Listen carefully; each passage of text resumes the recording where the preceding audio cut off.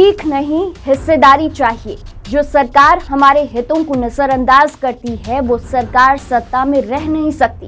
28 साल पहले 12 फरवरी 1994 को ये नारा नीतीश कुमार ने दिया था। जगह था पटना का गांधी मैदान, मौका था कुर्मी चेतना रैली। तब नीतीश कुमार ने अपनी ही सरकार के मुख्यमंत्री और करीबी दोस्त लालू यादव को पहली बार ललकारा था। इस रैली के बाद न केवल लालू यादव और नीतीश कुमार की दोस्ती टूटी थी, बल्कि बिहार की सियासत में एक नए अध्याय की शुरुआत भी हुई थी। नमस्कार, स्वागत है आप सभी का इंसाइड लाइव में। मैं आपके साथ कोमल।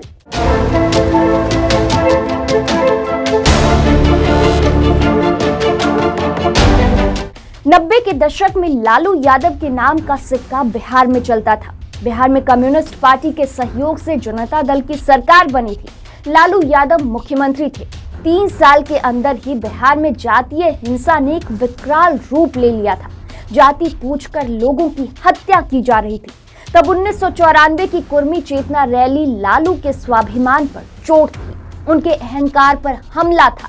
इस विद्रोह के बीज जनता दल के अंदर से ही अंकुरित हो रहे थे। खुद को सामाजिक न्याय का पुरोधा कहने वाले लालू ने यादवों को नया ब्राह्मण बना दिया था। इसके विरोध की अगुवाई कर रहे नीतीश कुमार गांधी मैदान के किनारे अपने साथी ज्ञानेंद्र सिंह ज्ञानू की मारुति 800 में बैठकर बार बार मंच निहार रहे थे। लालू प्लान कर रहे थे आरक्षण में भारी बदलाव की। क्रीमी लेयर के नाम पर कुर्मी को आरक्षण से बाहर करने की प्लानिंग। हालांकि 1993 में नीतीश ने लालू को चिताया भी था कि इस फॉर्मूले से छेड़छाड़ गैर यादव ओबीसी बर्दाश्त नहीं करेगा। फिर हवा उड़ी कि लालू कुर्मी कोयरी को ही ओबीसी से बाहर करने का प्लान बना रहे हैं। इसी का जवाब लालू यादव को गांधी मैदान में दिया जा रहा था। नीतीश कुमार 12 फरवरी 1994 की सुबह तक किसी जातीय रैली में जाएं या ना जाएं, इसको लेकर संशय में थे। नीतीश के गढ़ नालंदा, बिहार शरीफ, बाढ़ के इलाके में वामपंथ का किला बनाकर अलग हुए सतीश कुमार, भोलानाथ सिंह, ब्रह्मानंद मंडल जैसे नेताओं ने कुर्मी चेतना रैली का आयोजन किया था। फिर इसी जाति से आने वाले नीतीश कुमार को निमंत्रण दिया गया। इसमें रवि रॉय, राम टहल चौधरी और मिलाबेन पटेल जैसे नेताओं को भी बुलाया गया। लालू विरोधी लहर जबरदस्त सैलाब बनकर गांधी मैदान में उमड़ पड़ी। ये एक विद्रोह था, बगावत थी, एक अंदरूनी बगावत। उधर लालू यादव घर में खुफिया रिपोर्टों पर आंखें गड़ाए बैठे थे और कौन कौन आया, कितने लोग आए का हिसाब ले रहे थे। वास्तव में शहर उठे थे। लालू को ये जानने की बड़ी उत्सुकता थी कि वे क्या कर रहे थे और उनकी मांगे क्या क्या थी। उनके लिए ये जानना सबसे जरूरी था कि क्या नीतीश कुमार ने उस रैली में शामिल होने का फैसला किया है। वो बिहार के सबसे विख्यात कुर्मी नेता माने जाते थे और लालू यादव के साथ उनके रिश्ते में आई खटास पटना की खबरी दुनिया के लिए कोई गुप्त रहस्य नहीं रह गया था। अगर नीतीश चेतना रैली के मंच पर चढ़ने का निर्णय करते हैं तो संबंध विच्छेद और औपचारिक हो जाएगा। रैली से पहले ही लालू यादव ने नीतीश कुमार को एक संदेश भिजवाया था कि यदि वो रैली में गए तो उनके इस कृत्य को एक विद्रोह समझा जाएगा। लालू का तर्क था कि वो रैली उनकी सरकार के विरुद्ध एक षड्यंत्र है। अगर नीतीश कुमार उसमें भाग लेते हैं तो ये साथ मिलकर चलने के उद्देश्य के साथ एक विश्वासघात कहलाएगा। पटना के एक अणे मार्ग में पीछे की लॉन में जहां लालू और उनकी टोली बैठी हुई थी, बिल्कुल उसके पीछे ही सादे पोशाक में एक सिपाही के हाथों में एक वॉकी टॉकी निरंतर चढ़ कर रहा था। लालू समझ गए कि कुर्मी समुदाय के लोग बहुत बड़ी तादाद में गांधी मैदान में जमा हुए हैं। उनके लिए इससे भी अधिक दिलचस्प खबर सिर्फ एक आदमी के बारे में थी। आया जी नीतीशवा, पता लगाओ कहाँ है। उधर नीतीश कुमार गांधी मैदान से कुछ ही दूरी पर विजय कृष्ण के छज्जू बाग स्थित मंत्री आवास में अपने कुछ दोस्तों के साथ घिरे हुए थे। विजय कृष्ण का मानना था कि कुर्मियों के गुस्से से ही लालू पर पलटवार किया जा सकता है और ये काम नीतीश कुमार से बेहतर कौन कर सकता है। उन्होंने नीतीश कुमार को सुबह सुबह अपने घर बुला लिया था। वो नीतीश कुमार को गांधी मैदान में विरोध प्रदर्शन का नेतृत्व संभालने के लिए प्रोत्साहित कर रहे थे। नीतीश अनिश्चय की स्थिति में थे। वो जानते थे कि ये बात लालू को कतई मंजूर नहीं होगी और उनका गुस्सा भी भड़क उठेगा।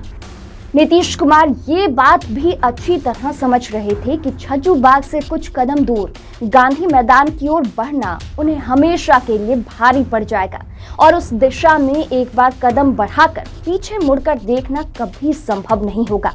विजय कृष्ण ने कहा कि नीतीश अच्छी तरह समझ रहे थे कि लालू के साथ चल पाना अब उनके लिए संभव नहीं है, लेकिन इतनी बात कहने का साहस करना उनके लिए मुश्किल हो रहा था।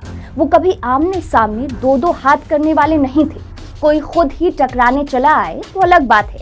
वो लालू से दूर भागने की कगार पर थे और फिर वो उस सुबह हम सब से और खुद से पूछ रहे थे कि लालू क्या सोचेंगे। विजय कृष्ण हर 15 मिनट पर किसी न किसी को गांधी मैदान भेजकर रिपोर्ट मंगवा रहे थे कि वहां जमा हुए लोगों का मिजाज कैसा है और भीड़ कितनी है। हर बार उन्हें खबर मिलती कि ज्यादा से ज्यादा लोग आते जा रहे हैं। उनका जोश बढ़ा हुआ है और गुस्सा तेज है। विजय कृष्ण और अन्य लोगों ने नीतीश से आग्रह किया कि जाओ, अभी ऐसा मौका आपको फिर कभी नहीं मिलेगा।